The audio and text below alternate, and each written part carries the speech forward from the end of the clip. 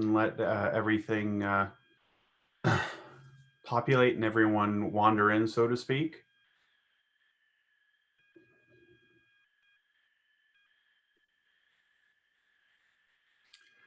But we are, oh, we do have another minute. Okay.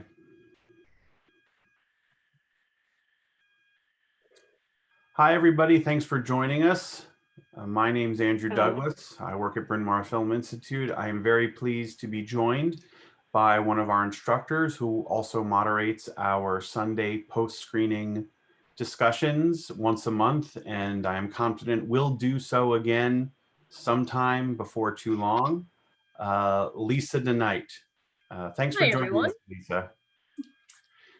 It's great to see you, and I'm really glad that you suggested this movie. It is a fascinating movie. If the reactions I've received via email and other means are any indication, a movie that generates a lot of different opinions from people. And that's kind of what you want for a discussion. So that's really great. Before we get to it, I will just remind everybody that in Zoom, at the bottom, you should have a way to raise your hand. Push a little button to raise your hand, and that will allow us to know that you have a question or comment. We received some in advance as well, and we'll be talking about those. And also, my colleague Jill is going to be monitoring chat comments and letting us know if there's something to bring up from that as well. So with that being said, Lisa, I know you had a great video introduction for this, and it even included a little sort of reenactment, which everyone who's seen it now understands, even if they didn't and hadn't yet seen the movie. But I think that's great. It's one of those things that people know about before they've seen this movie. I know I sure did.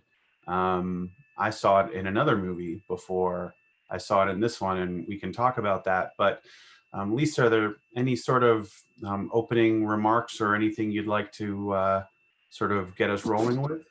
Yeah, well, first and foremost, I'll say that the Sharpie has now faded from my knuckles. Luckily, Sharpie fades, not tattoos. Yeah, Andrew, you brought up the point that already from the responses that we got in over the weekend, there's quite a diversity of reactions to this film. Certainly that was the case back in the 50s when it came out. It was kind of widely received poorly, I would say. And it might have to do with the fact that it's very hard to market this film. It's very hard to promote this film. It's primarily a children's story. But back in the 50s and even now, more people seem to refer to it as a thriller or a horror film more than anything else. And that kind of leads me to the first question I have for people that have tuned in. Did this movie thrill you? Did it horrify you? What were some of the emotional reactions you had to this film? I see, Alan, you have a comment in response to that. I do, and I don't mean to hurt anybody's feelings here, but we didn't make it. I found it very hard to get through. I found there was no subtlety whatsoever in the acting. I found that the story was a great story, but I felt the dialogue was handed over to some high school group to write for the screenplay, and the acting, all of the overacting, and the music was too loud, too unsubtle and dramatic. It was really unsubtle. Can I hear you?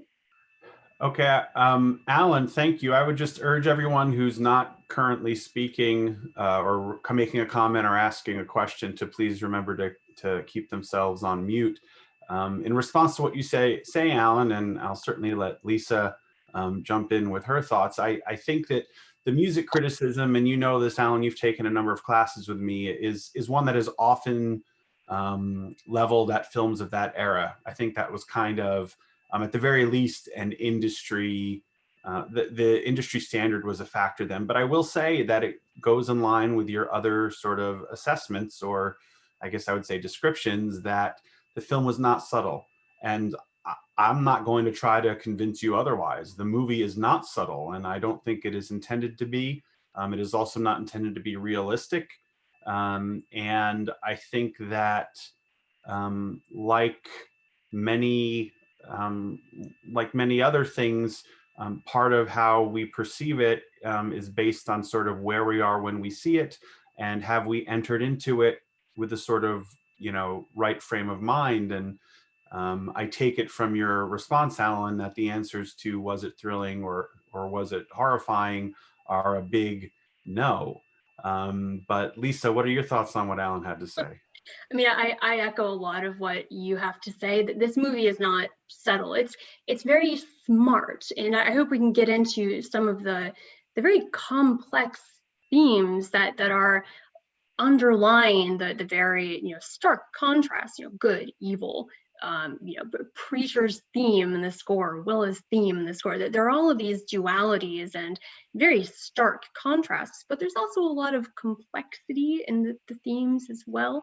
But to talk about what you brought up initially about this almost operatic quality that works for some, but maybe not for others, I bring it back to the fact that Charles Laughton wanted this film to be from the perspective of the children. And in this kind of fairy tale or fable-like children's story, everything is heightened. Robert Mitchum's performance as the preacher is operatic, it's heightened. The perspectives of the animals that you see on the river banks as the children are going down the river, heightened, just kind of surreal. Everything is bigger in this movie, and the score in particular I love. It's very powerful. It's a powerful score for a powerful movie, and I think there's a lot of complexity within that score too. But as Andrew said, you kind of have to decide that you're going to get into lockstep with the movie's fairy tale logic in order to go down the journey with it. I'm curious if there are any other perspectives right off the bat that differ from the one we just heard. Annette had her hand up first. Annette, what are your thoughts? Okay. Richard, you had a comment? I didn't like the movie anywhere as much as my good friend Alan did.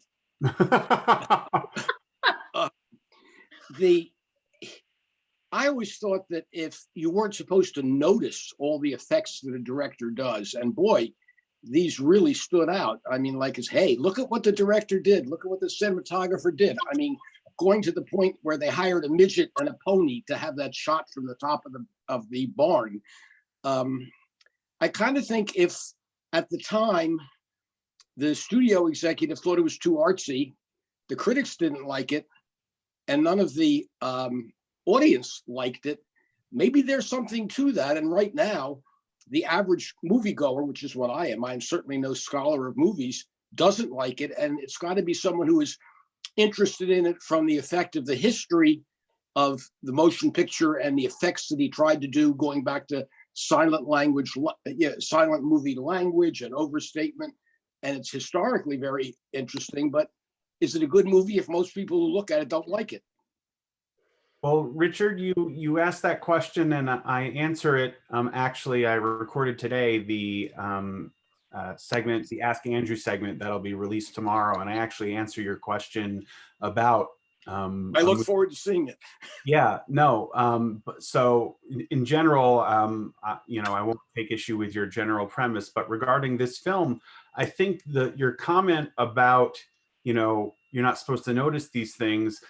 I think you hit on part of the reason why the film was not received well at the time, because by the middle of the 1950s, Hollywood was just starting to come out of that notion of the invisible style.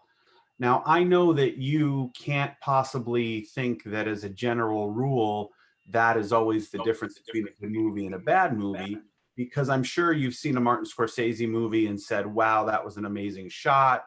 I'm sure you've seen, you know, films by other filmmakers or cinematographers. I'm sure you've seen Roger Deakins work with the Coen brothers or other filmmakers and said, look at how beautiful that is. So in general, that's not necessarily, you know, I don't think is necessarily a fair dividing line. That being said, it was much of the mentality of Hollywood coming into the mid and late 1950s. And I'm sure that's part of the reason why critics didn't know what to make of it and audiences didn't know what to make of it either. But I do think that part of the issue, and I think it's really puts things in perspective that you said you didn't like it as much as Alan. I again think part of the issue comes from not necessarily how you entered this movie, but what we expect from our movies in general. And I think that's a fair, you know, concern, and it's not one where there's a right or wrong answer. It's one where we each have our own sort of perspective on that. And are we willing to sort of go along for the ride for something or with something that we're not necessarily, you know, expecting entirely? Lisa. I again will echo a lot of what you said, but I love that Charles Laughton wanted everyone to see this movie and be on you know the tip of their seat, just watching it all in this you know ecstatic glory at the movie making as it stands, because he really was reaching back into the history of cinema to pull from silent film a lot of these techniques that do make you just immediately grapple with this as a piece of filmed art, very self-consciously. And I guess again you either go with that or you don't, and you see it as just an accumulation of arty shot after arty shot. But I think another reason why it doesn't really sit well, and it is such a unique film, I've never seen anything quite like this before, is because, and this is the same for the 50s, it when it came out was so out of step with you know mainstream 50s cinema. It was not quite a silent film, not quite a 50s you know, melodrama or film noir, and certainly this is very modern, but in this weird kind of childlike way at the same time. And it's still kind of head scratching now, but there's so much depth that we can plumb from this and still see as resonant today. And I guess I will kind of pose one of those ideas that I think is very modern and works even in today's context, and see if there's any takers for a more positive outlook on this film. One of the things that really strikes me is so modern in this film, that's you know very much pulling from the silent film era in terms of its look and its feel and its techniques, is this idea that sexual repression is the biggest evil maybe in the movie. Sexual repression is not the main text of the film, but there's so much subtext into you know why this has formed a character like the preacher that is so modern and resonant even today. I'm curious if there's any thoughts on the more complex or more interesting themes in the film that perhaps even if you didn't necessarily like the way that the film was put together, themes kind of reached out and spoke to you through that. Are there any thoughts on that theme or others? Well, I think we'll have someone who might have thoughts on that and who I think will sort of come to our aid in being a positive response to this film. And that's Gus. But before we get to Gus, I do just want to say that, Lisa, I think one of the things that complicates the movie, I hadn't thought of it actually. I've seen this a few times and I hadn't thought of it expressly as a film told from the children's perspective. And I think if you think of it that way, I think some of the elements of it that seem unrealistic, the forced perspective and the sort of the fake sets and all that, and the size, the inconsistent sizes of things makes a lot more sense. Where I think it's fair to criticize Lawton, though, is unlike someone like, say, Steven Spielberg in E.T., who goes to great lengths to, throughout the film, consistently remind you this story is being told from children's point of view.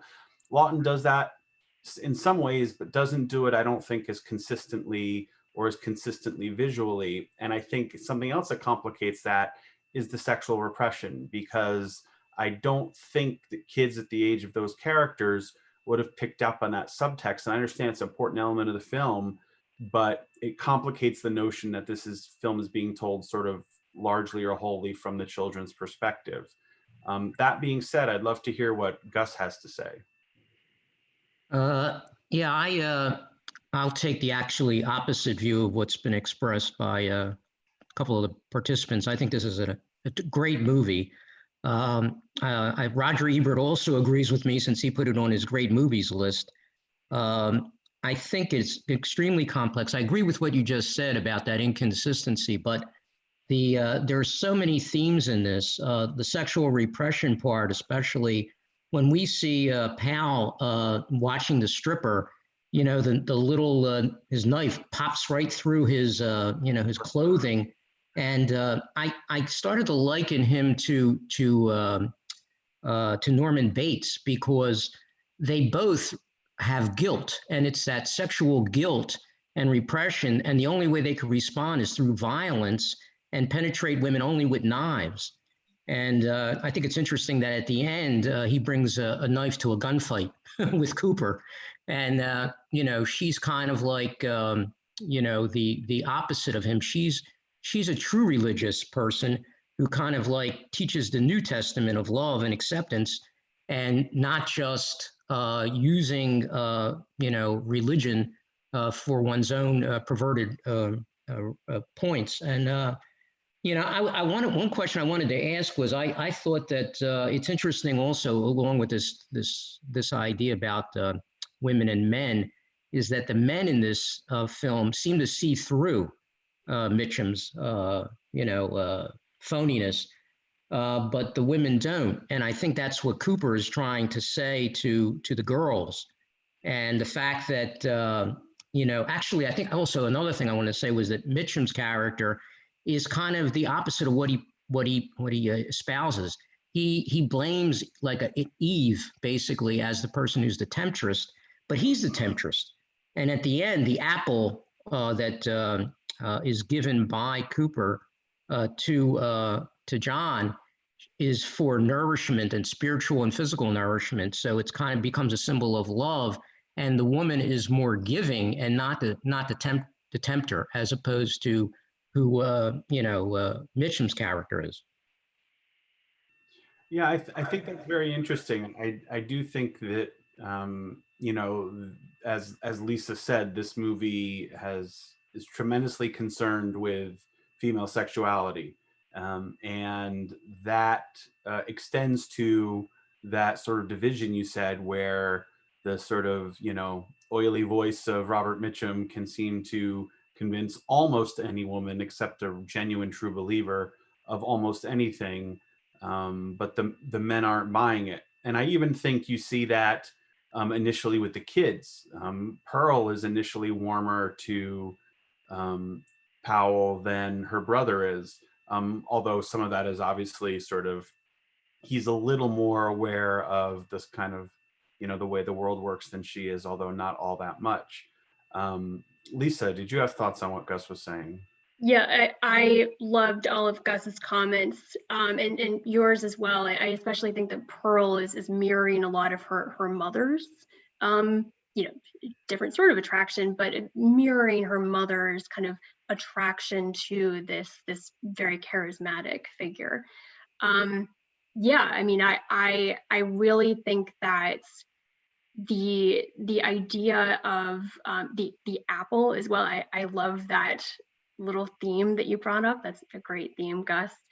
And I'm glad that you're here to save us, and that you appreciated the film. I really do think that the characterization of Mitchum's preacher character is, while on one hand he's so frightening and larger than life, looming in this film, the way that he is introduced to us in the film is downright comical. And again, you said some of the men in the film, or all the men in the film, maybe are seen through him, and you see the father in prison, and Mitchum kind of throws his head down, and that's how we're introduced to Mitchum, as this kind of like comical, almost gopher-like throwing his head down to check out what's going on.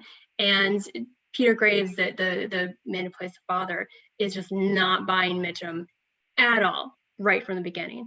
But yes, I mean, there are female characters who are snookered by him, drawn in by his charisma.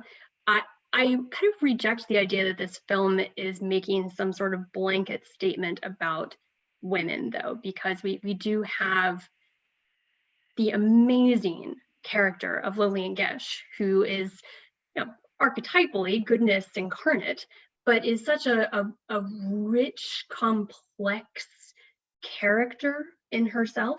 And I would also say that Willa is, while again an archetypal victim, also very compellingly drawn as a character, a very real woman who maybe unfortunately isn't that bright, but has desires and interests, and is a real human being.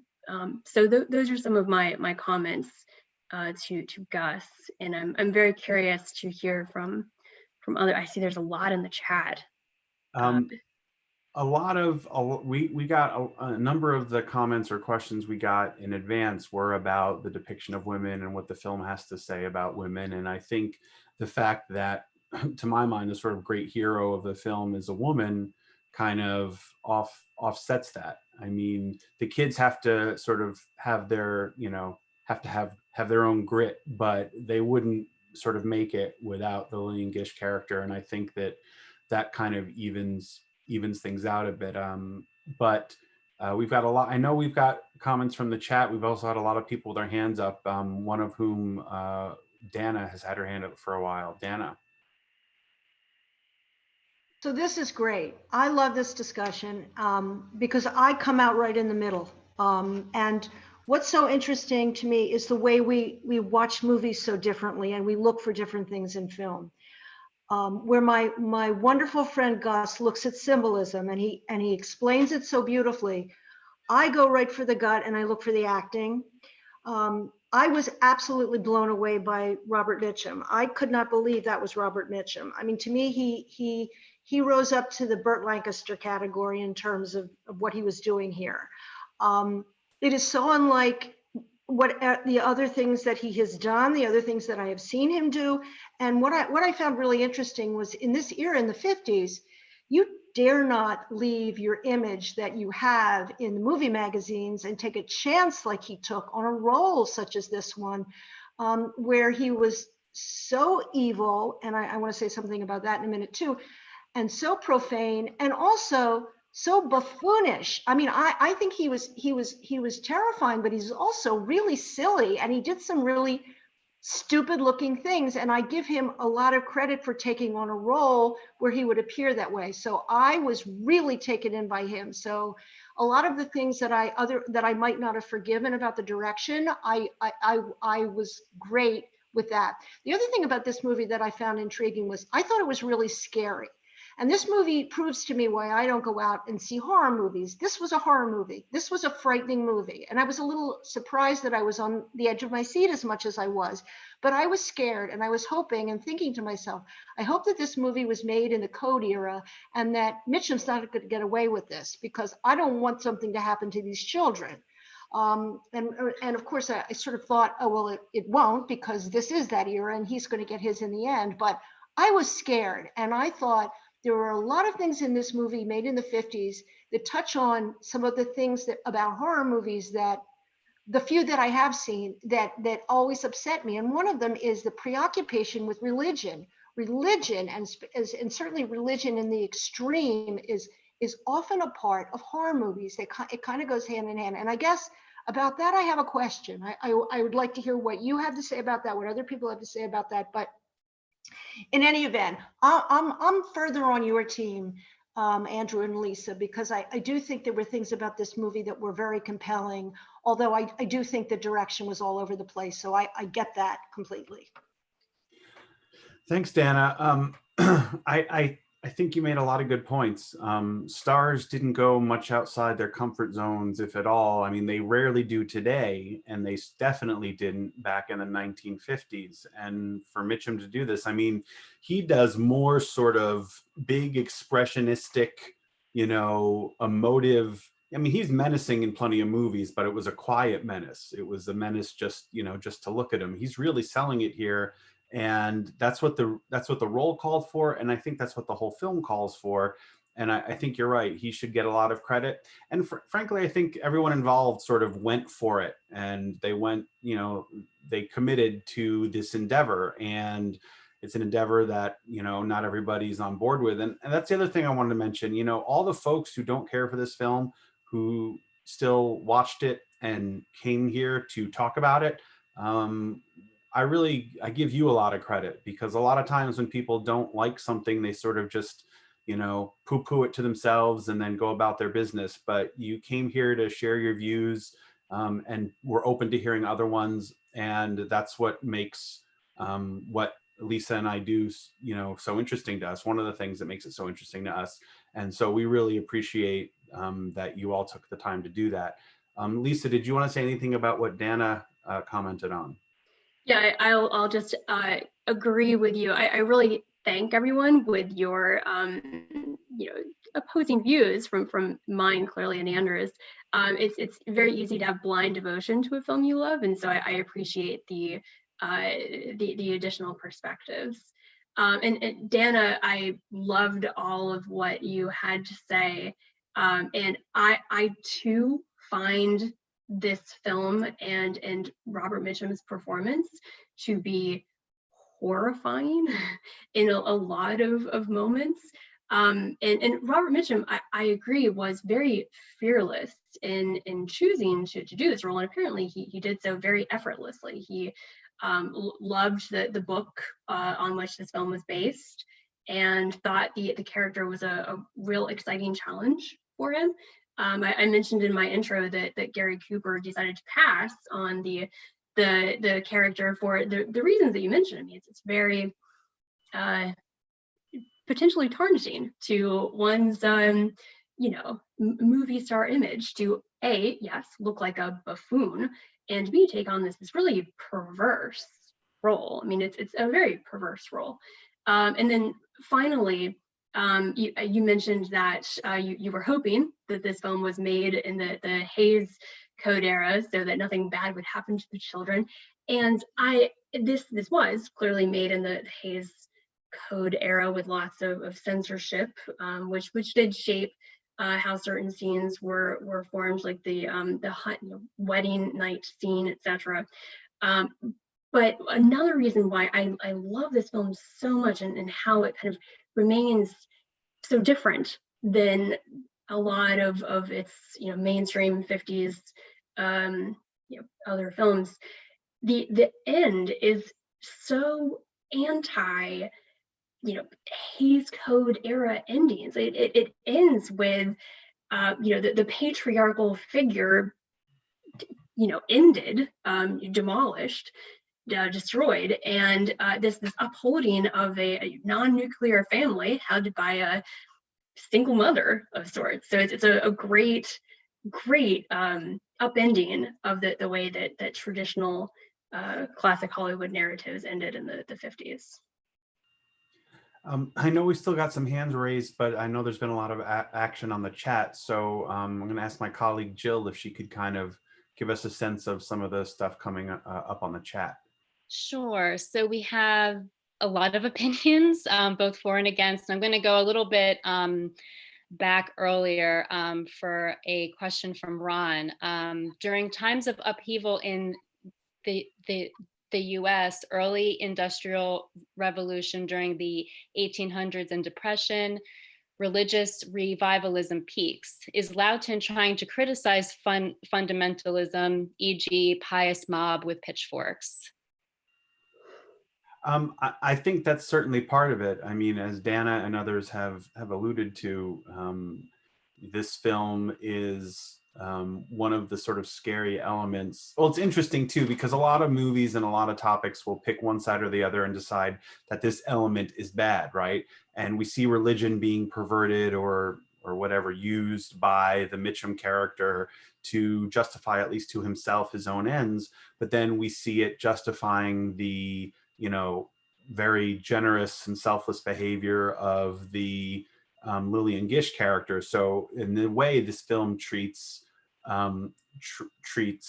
sort of is more even-handed about religion. It shows its, you know, the downfall and the potential saving grace of it, so to speak. But I think the larger point in that comment is certainly true. This film is set during the Depression, and that's very intentional and very important for a number of the things that occur in it, from the justifying what Peter Graves does in some, you know, general way, to explaining why perhaps Shelley Winters goes to with the rapidity she does to marry Harry, and the sort of encouragement of everyone in the town to do that, seemingly everyone in the town. So there, you know, that setting is very important, and I think that is a time of upheaval is critical to a number of elements of the film, including the religious one.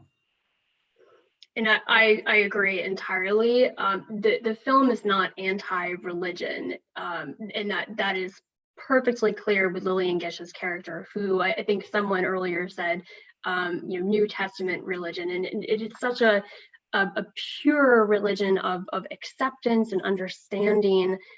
What the film is really criticizing is the perversion of religion, the false prophet that Lillian Gish is warning the moviegoers and the children of in the very opening sequence of the film. It is not anti-religion, which I think is really a great strength of the film. As Andrew said, usually a thing is good or bad if it's a satire, and this is much more nuanced than that. Right, and the code probably wouldn't have allowed a sort of wholesale condemnation of Christian religion at that time anyway, so that might have been an issue too. Charles, did you have a comment? Okay, let's go to John.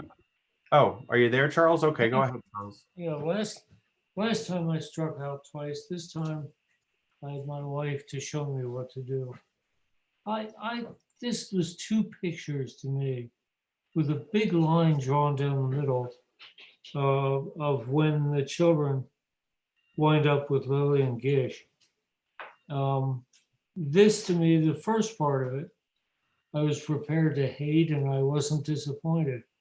I saw the lack of professionalism in the directing and the editing. The aerial shots I thought were really strange, way out of place. But as soon as they got to Lillian Gish's place, everything was warm and comforting. There were children surrounding them. There were no lessons from the good book. And I thought it was two movies. It's too bad that Lawton didn't take some advice on the first part. That exemplified how actors are often poor directors. If you look at Jack Nicholson in Drive, he said, if you look at Marlon Brando in, oh boy, Charles, I take your point, but there are counter examples. I mean, Robert Redford in Ordinary People, yes, Orson Welles in Citizen Kane. There are counter examples, but to your point about the two films and the fact that, I think you're right. I mean, what you were talking about, the helicopter shots, which I have to say would have been really striking and kind of revolutionary at the time. There really weren't, that was probably among the first 5 movies in Hollywood to use a helicopter for aerial shots. You couldn't just sort of go to, your local airfield and rent a helicopter at that time.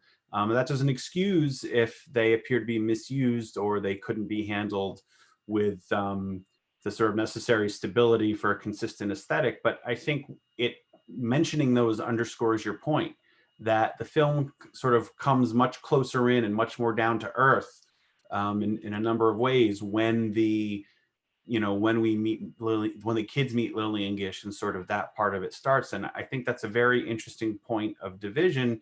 And one could even imagine, speaking as we were before about this being in the children's perspective, that they might have felt that way too, that their life had a clear dividing line, right? Sort of before they went into Lily and Gish's home, their life was one thing, and then after that, it was something else. And so I think that's important. And one can only imagine that Lily and Gish's decades of experience might have helped Lawton be a good director in that case, because she probably didn't necessarily need all that much, particularly for a film being shot in that style.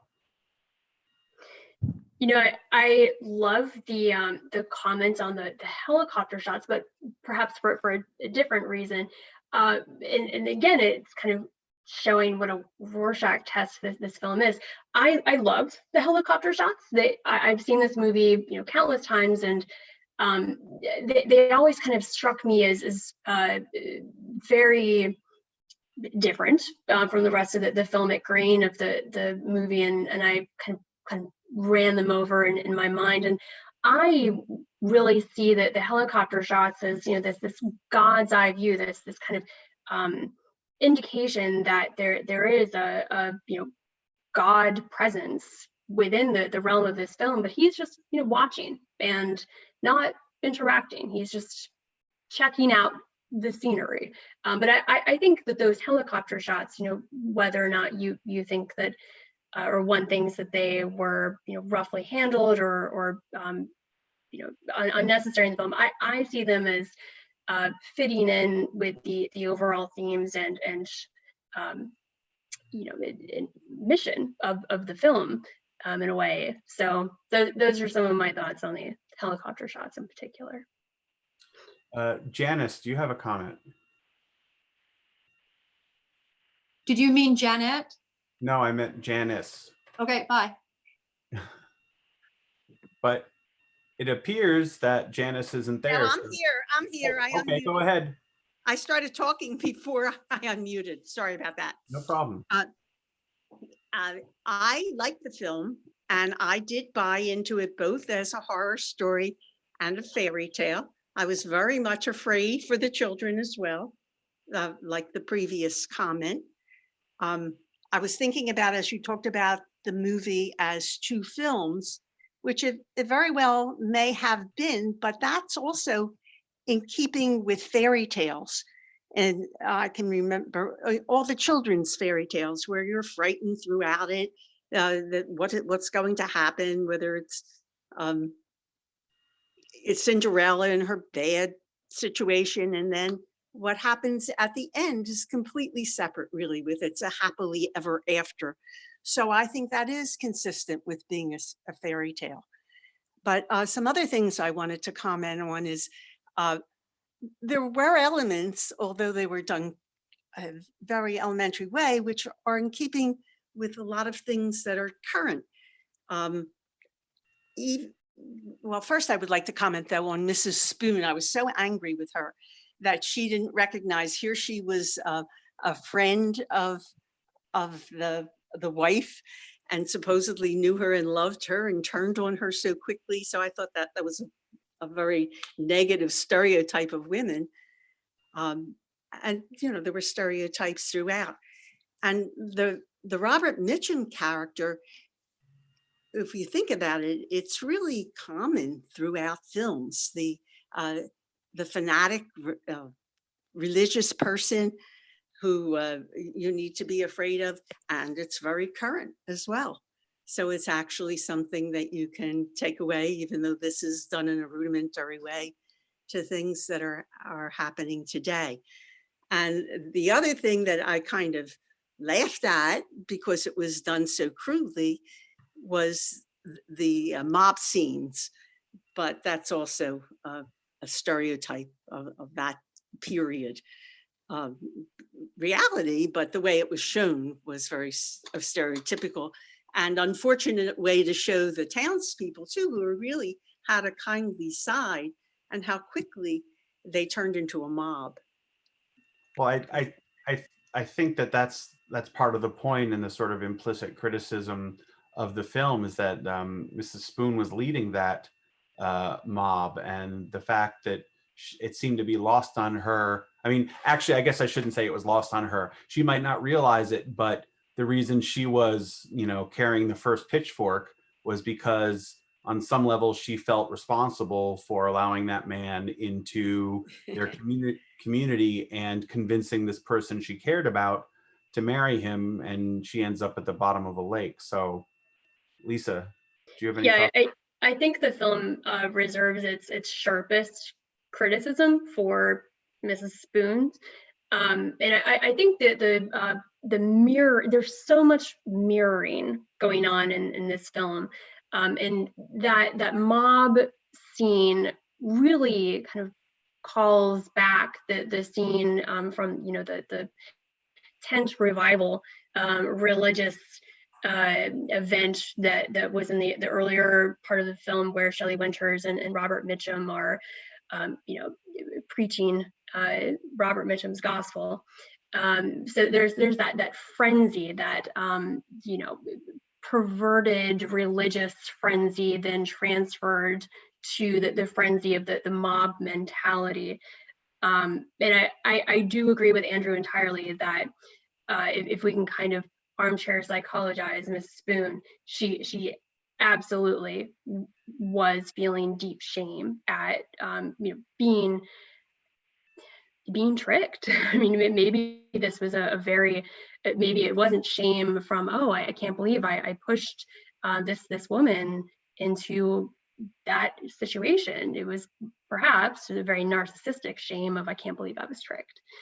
But whatever the reason was, that mob mentality was fueled, as Andrew said, by shame. I agree. And I think that this movie has a couple things in common with a really good movie that might not appeal to people who found this one too sort of artificial in its style. Although I would urge you to give it a chance, and that is Orson Welles' Magnificent Ambersons. They were both shot by the same cinematographer, Stanley Cortez. If you read Roger Ebert's review of this movie, he quoted Cortez from an interview saying, "I don't know why, but they always ask me to shoot the weird stuff." And he included this movie as well as Ambersons on that list. It has a certain visual quality that is consistent. I think it's a more accessible movie perhaps than this one, but definitely unconventional in a number of ways. But the other thing that's similar, I think, is that the movie's obviously about the Amberson family. That's what it's called. And this movie's obviously about Pearl and John and Harry and that struggle. But it has a lot to say about the town as well, and a lot to say about the society in which these events are unfolding. And I think that, we've all sort of seen movies in Hollywood that allude to America being a sort of grittier place during the Depression. But this movie makes at least that area look downright unsavory and doesn't really spare any of the townspeople, again, with a sort of exception of the Lillian Gish character. And I think that that's something, you know, there's an implicit criticism there as well that I think it shares with Ambersons, in addition to the beautiful photography. Janet, I sort of cut you off before, so did you want to jump in with your comment now?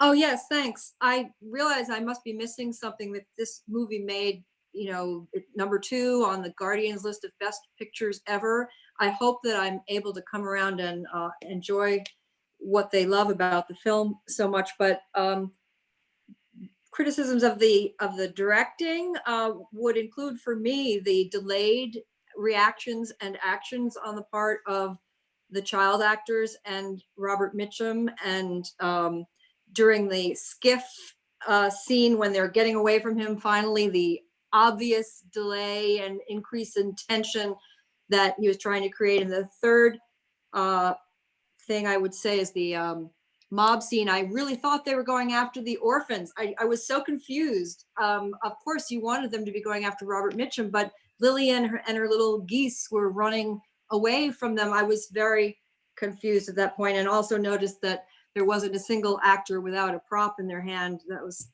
funny. I almost gave up the film in the subjugation bedroom scene until I read that there was some really cool shots drifting down the river. So I turned it back on. I mean, you were saying repression of sexuality, which you know, in the male character, but the Willa character, of course, is not only subjugated, but while you say, Lisa, she's developed as a real person, but isn't it a shame that she's kind of a null? She's so ready to nullify herself completely and be what her husband wants her to be. And even the Lillian Gish in the end kind of made me think of the March of the Wooden Soldiers and the old lady who lives in a shoe, kind of just over sentimentality, which I guess is the era. One new thing I guess I could say is that there was no good male role model for John. So, you know, Lillian is kind of the upholder of values in the end. I mean, I think that this film is a morality play, and this film is an allegory, and this film is not trying at all to be presentational. It is comfortable and confident to be representational, and I think that that is something that a viewer buys into or doesn't, and I think that is something that a viewer gets engaged by and excited by, or, you know, repulsed by. And I think that a lot of the things that you and others have said, Janet, are sort of fair flaws to point out in an inexperienced director. I would just say that we've all seen them before in dozens of movies, and we either don't notice them or we forgive them because we sort of give ourselves over to those movies and we didn't to this one. And that's not, you know, a fault of the viewer to an extent, right? I mean, to a large extent. I mean, the filmmaker has an obligation to welcome you and and help you enter into the story or the world that he or she is trying to create. And for so many of you to have not felt invited in, or have not been able to find the toehold to, you know, accept this movie the way that some people have, it's fair to fault the filmmaker for that. You know, if there's always going to be, every movie has a few people who are reluctant, but when the gulf is as big as it is with this one, I think that's a fair. That's a valid criticism. Lisa, did you have any thoughts on that? Yeah, and to be honest with everyone, I kind of live in my own little bubble of Night of the Hunter, where everyone I know loves it. So this is very edifying for me as well. And I absolutely respect everyone's response to the film and reaction to the film. To me, the first time I saw it, I really had the feeling of similar to kind of walking around an unfamiliar neighborhood and like what is going on everywhere. But it really, I'd say, took me another 2 to 3 viewings before I really fell under its spell. So if you care to try again, it may work for you. But one scene that you mentioned, Janet, was the subjugation scene in the bedroom, and to me, that is one of the most horrifying, if not the most horrifying scene of the entire film. And rather than looking at how weak Willa is in that respect, I just look to how horrid and sad and perverse Robert Mitchum's character really is. I mean, he has such a thwarted sexuality. He's just a broken man in that respect. He doesn't work. And so I see the scene almost as embarrassing for him as it is sad and pitying for Willa. It's a really horrifying and perverse scene, but I agree. I mean, I frankly think that with all the things he does and all the ways he menaces those children, and this movie had a renewed sense of menace for me, because since the last time I saw it, I became a dad. I think that the cruelest he might be, the cruelest is in that room with his new bride. I think he's just absolutely cruel to her. I understand the greed and wanting to get the money and threatening the kids for that. And I mean, I don't understand it like I'd go out and do it, but the motivation, doesn't take the same sort of level of cruelty that it took for him to talk to Shelley Winters that way. I mean, this is from someone who does not really care for Shelley Winters as an actress, but I still felt really, really, really bad for her in that. Can I follow up, Andrew, for a sec on, which is just to say that he achieved his goal, which was, I'm not going to have sex with this woman. Let's just get her off my back. I'll make her feel shame and we'll be done. You know, yeah. No, absolutely. No, it was thoroughly effective. And, you know, I guess I would tip my hat to him if I didn't think it was so repugnant. Let's see, Daphne, comment or question? I thought the film was fun. First of all, I just want to give it a shout out. And I thought the film was a lot about family. And the first scene is the dad, and he has just robbed a bank. And then when we meet Lillian, she has a switch in her hand. And in the end, that was the family that worked for her, for the kids, was being as the other speaker was talking about, a non-nuclear family.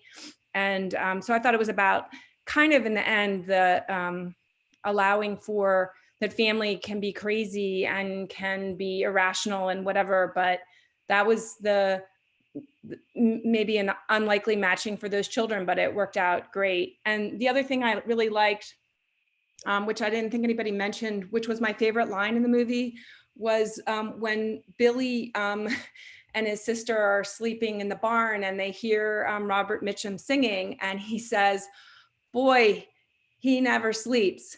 And my husband and I just started cracking up, and it was like sort of typical horror movie. And that's when my husband said, "Oh, he's the devil." But I just thought that was just a great line. Yeah. Go ahead. No, at least you go ahead. Someone earlier mentioned the film is two pictures kind of evenly divided by the river sequence. And I do agree with that in certain respects. I think there's a lot of cohesion between those two films. But the presence of Robert Mitchum in the second half really does become like a big baddie in a fairy tale, where he is just omnipresent. He's evil incarnate. He's this like supernatural force that's just always there and is always going to chase them. And yes, I mean the line is funny, but it's also real for the kids in that moment. I mean, this evil force is chasing them and does not sleep and will not let up until they reach Lillian Gish. Yeah, he's the boogeyman, and that's how, you know, in the latter portion of the film, they can be, you know, these two little kids on a river, and he can be a guy on a tired horse, and he's never far behind them. It's you know, it's their perspective, it's the power of his menace. Even if he's not there, he's there. And Janet mentioned in the chat, and I think she's right, we can't forget his singing, his ever-present singing of a spiritual song that he uses to sort of loom over the kids when he can't, you know, physically threaten them. He reminds them of his presence with that. So I think he really, you know, in some sense, he's less visible in the second half of the film, but he's more present. And I think that's a credit to the storytelling, I think, although I will admit the direction was not without its flaws. Elizabeth, do you have a comment or question?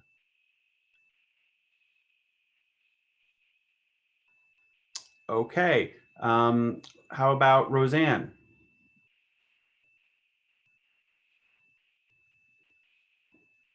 All right, Kathleen. Well, this is Ron, Kathleen's husband, both here Sorry, together. go ahead, Ron. But I thought that we haven't talked about the fact that I really think the film, a big theme is like childhood trauma, with John kind of repeating the experience with his dad and then being arrested. And then in the final line was children endure and abide. And I thought that was not maybe what I would think is what's the final result, but to me, that was a theme that was very strong throughout. Yeah, no, I agree. I mean, it is about, I mean, you know, Lisa talked about an upending, and I think that's really the sort of the versatility of the and adaptability of kids. I mean, one hopes that, you know, none are actually submitted to what these kids in this movie were submitted to, but I think that's part of it. And I think that notion of that broader, constructive, positive notion of family is that Lisa alluded to early on, I think is in a very, very important part of this film's, you know, sort of larger thematic point, that, you know, they were in a quote unquote picture perfect nuclear family and it was terrible. And they're in this sort of, you know, for the time would have been considered very makeshift and very unusual sort of family arrangement. But it seems like that's where, you know, these kids are going to thrive because the ones before them seem to have thrived. And I think that that's an important element of the film. I absolutely agree. Yeah, there's a really good through line of kind of the sins of the father revisited on the son in this film. And another thing I would like to hear, because I think I saw in the chat some questions about this. You know, we see the father character pushed down to the ground, and you know, John saying "don't" and holding his stomach, and that is repeated with the Robert Mitchum character in the end. And I agree with you entirely. This film is also really exploring that idea of childhood trauma. You know, John is so traumatized really at that moment that he just cannot see another person you know, hurt, even though this you know, man would gut him like a fish.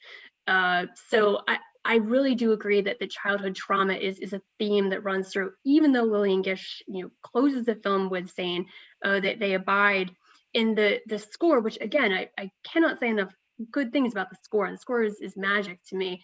But at the end, the score kind of has notes of the preacher's theme to close it off.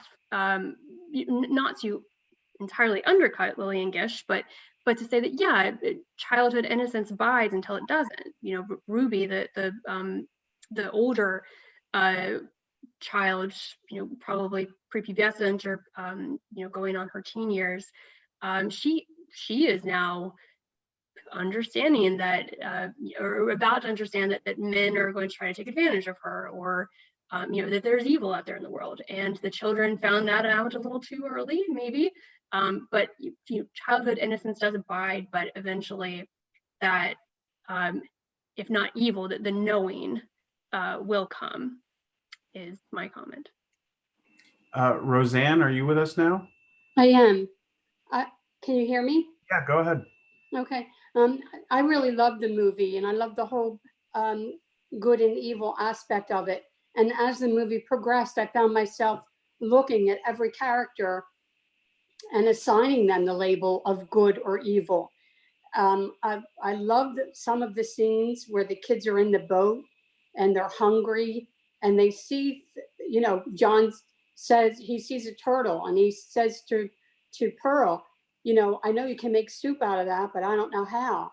And then you see lambs and, you can eat them too, but he doesn't know anything about that. So he sees all this symbolism about food and they're so hungry. So I did appreciate that.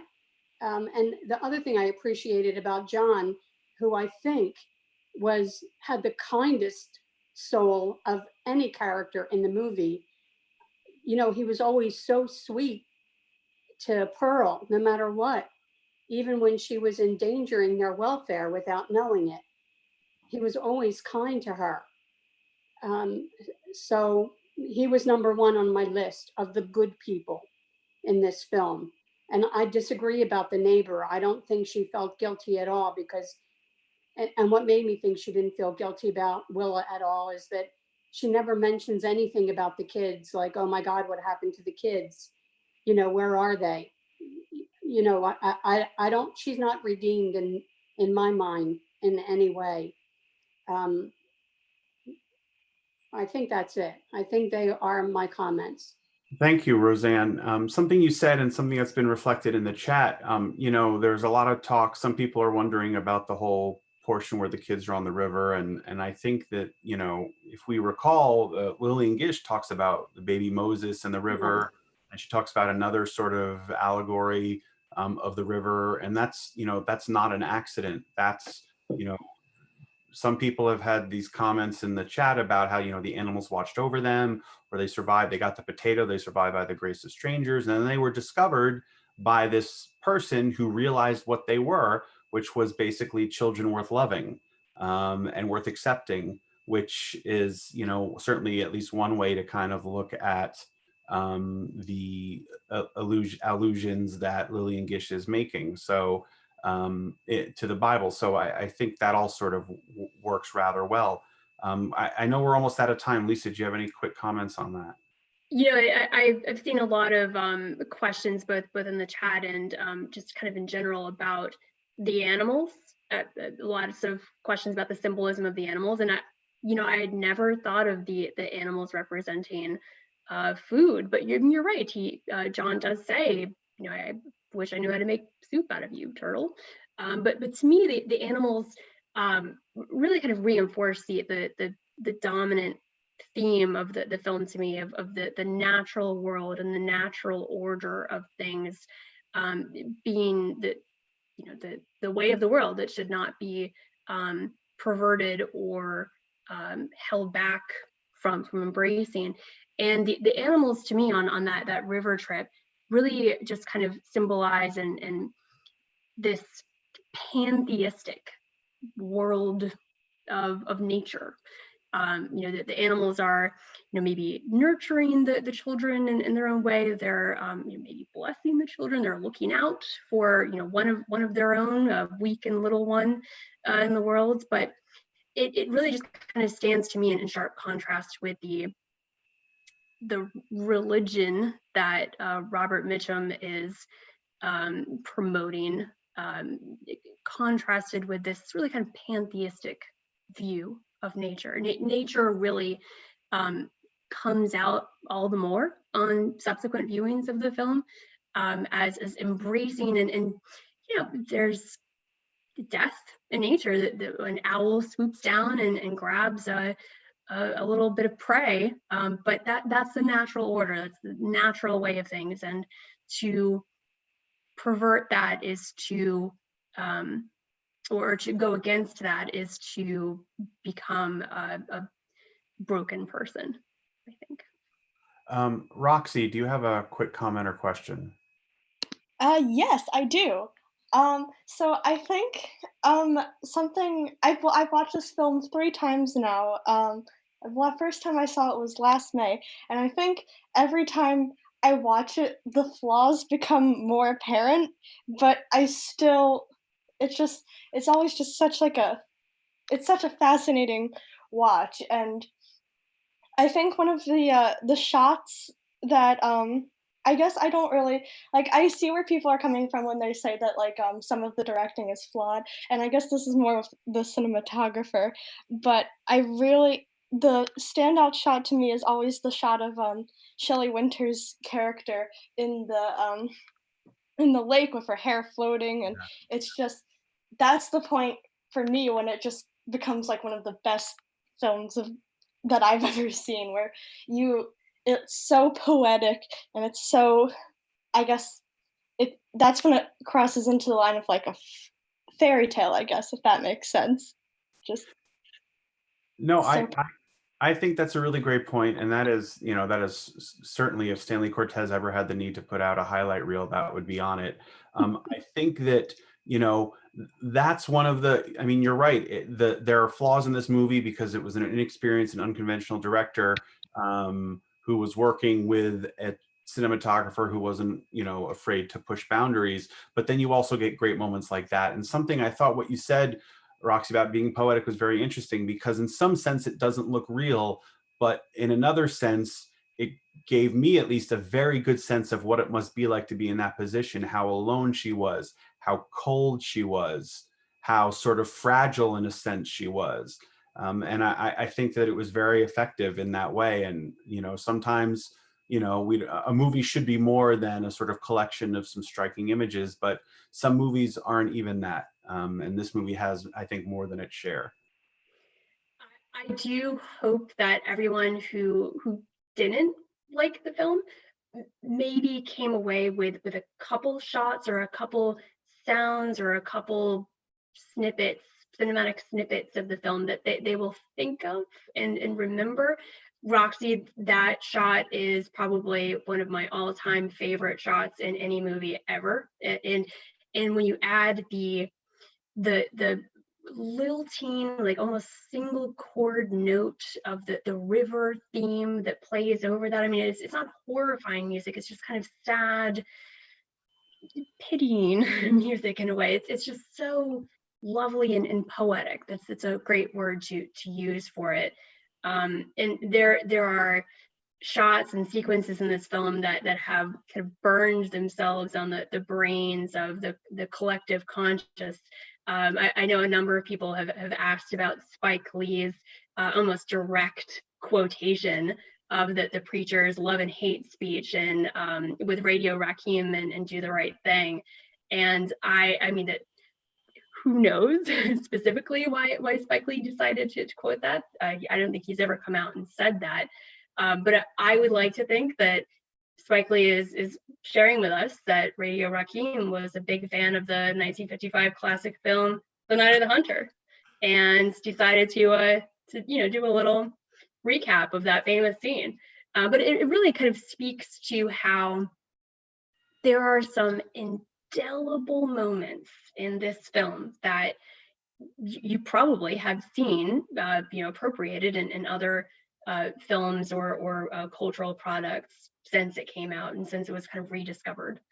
Andrew, do you have any other thoughts on that? Yeah, I was just going to say, I mean, Spike Lee went to NYU Film School. He would have had to have seen this movie in a course, I'm certain. And I think he realized in Do the Right Thing, he was telling another film about a fraught, tension-filled time when there was, a battle as he saw it being done between good and evil.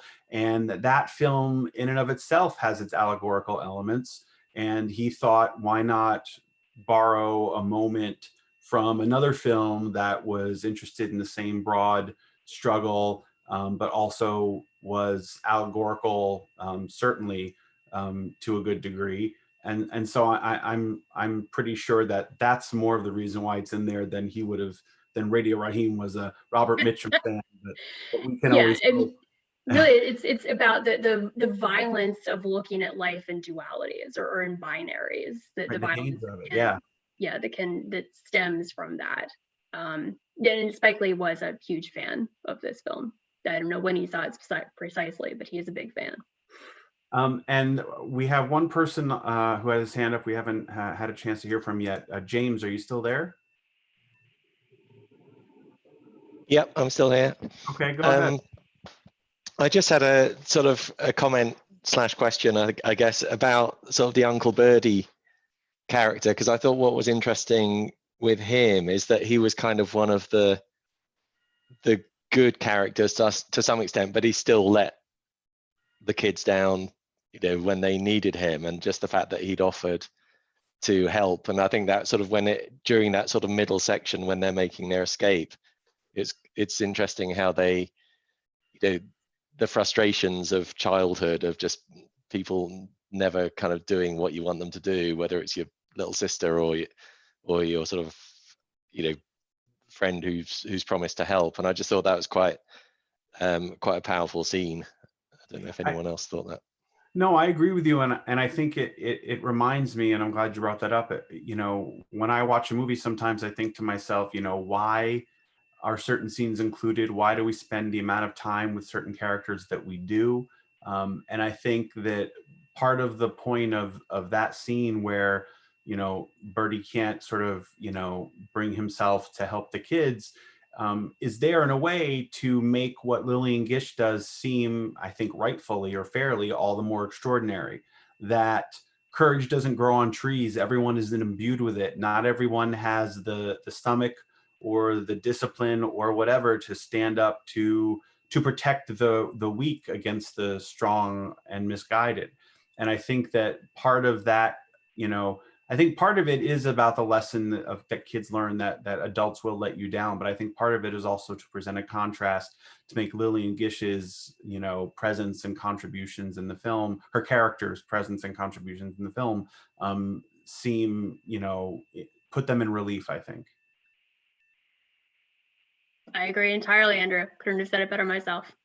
Great. Well, thank you so much, everyone, for joining us. So we went a little over today, but we're glad so many of you stuck with us. We're glad so many of you chose to get online and sit through a movie you might not have cared for initially. We do this every week in our weekly Bryn Mawr Film Institute email on Thursday. We will get an announcement of next week's film. And, you know, please keep coming back. We love your participation, and we're really glad to be able to engage with you through and about movies during this difficult time. And if you like what we're doing, please let us know. And if you have suggestions, we'll take them. Don't forget to check out the Ask Andrew segment. And also, if you do like what we're doing, please consider making a contribution to Bryn Mawr Film Institute. We could really use the support at this time, and it would really be appreciated. But regardless, we're glad you're here, and thanks for joining us. And thank you very much, Lisa, for joining us. Thank you for having me, Andrew. It was a lot of fun. I loved the comments, and I can't wait to watch this film again with new eyes. Thank you, everyone. Well, that's good. And you know, if things keep going as they're going, we'll have you back again for another movie. Sounds good. All right. Take care, everybody. Thank you. Bye. Thank you. Bye. Thank you. Thank you. Bye.